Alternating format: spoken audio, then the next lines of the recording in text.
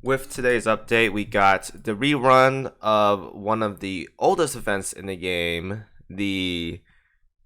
I forgot what the banner was called, but hopefully it tells me here. Okay, I guess not. Anyways, it was the Ryuho event. I could probably dig it up really quick, but it was a pretty old event. I think it was like 2019 when this event first came out, or something like that. But it's been a while though. Swirling cherry blossoms. There we go. This event was super old. The first event was it was at the end of 2019 to beginning of 2020. It's a very old event. But with this event during the rerun, we got a very, very, very good ship in the game. Coincidentally, she's in the middle of the banner and is bigger than every other ship that's on this banner. That's the funny part. Anyways, though, it is KAZAGUMO. KAZAGUMO here is a must-have for all endgame carrier setups. It is that important. She is a core component in most setups.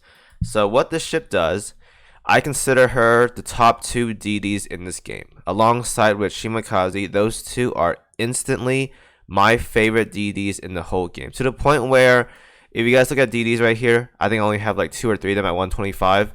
So yeah, I only have 2 DDs at 125, and they're both KimoCheese and KAZAGUMO.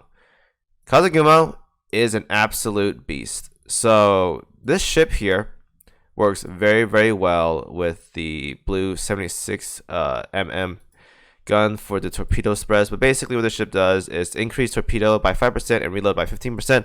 Whenever this ship all-out assault skills decrease the loading time of this ship's next torpedo wave by 3 seconds. So she spams a lot of torpedoes, especially when she has a fast gun. It is very, very good. And one of the biggest things about KAZAGUMO is this skill right here, KAZAGUMO's air raid assistance. We have regular air raid assistance, and then we have KAZAGUMO's air raid assistance. While this ship is afloat, increase damage dealt by your carriers and light carriers by 15%. Doesn't stack with regular ARA. When this ship fires her 4th wave of torpedoes, restores 10% HP for the lowest percentage carrier or light carrier afloat in your fleet. This is so good. This is actually really, really good for like general PvE setups. It's even good at bossing as well too. Like this ship right here is really good. Now for general mobbing, it's not like the best, but for bossing, this skill is really good because bossing, you can easily get out 4 waves with a fast gun. Roughly around, I don't know what the timer mark is. I think it's like once or twice, depending on how long the fight is. But you can definitely get off once in a fight. And if the boss is doing a lot of damage, then having this heal is really important. And if your flagship is a carrier, it restores 5% HP for that ship. It's a pseudo healer. It's a pseudo healer, and it's just that good. So now you may be thinking, okay, it's cool and all, does damage, has air resistance. What else? What's the biggest thing about this ship? And the biggest thing about this ship is that it fits into the key setup for endgame bossing as of right now. If you guys aren't already aware, the quote-unquote best endgame setup as of right now, when it comes to just general bossing for like carriers or whatever, is this right here. Assuming I have it set up. Okay, I don't. For fleet, it's basically this right here. That's the endgame setup. Now, Arc Royal can be swapped out for like August 1 Parsifal. It can go either or. But this is how you want to build endgame setup for most of OS. It's that important.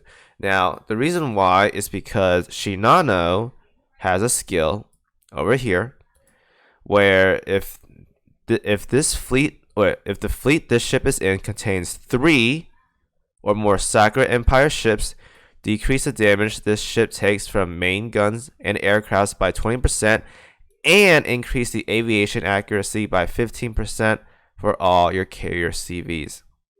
Oh, aviation and accuracy. I read that wrong. My bad.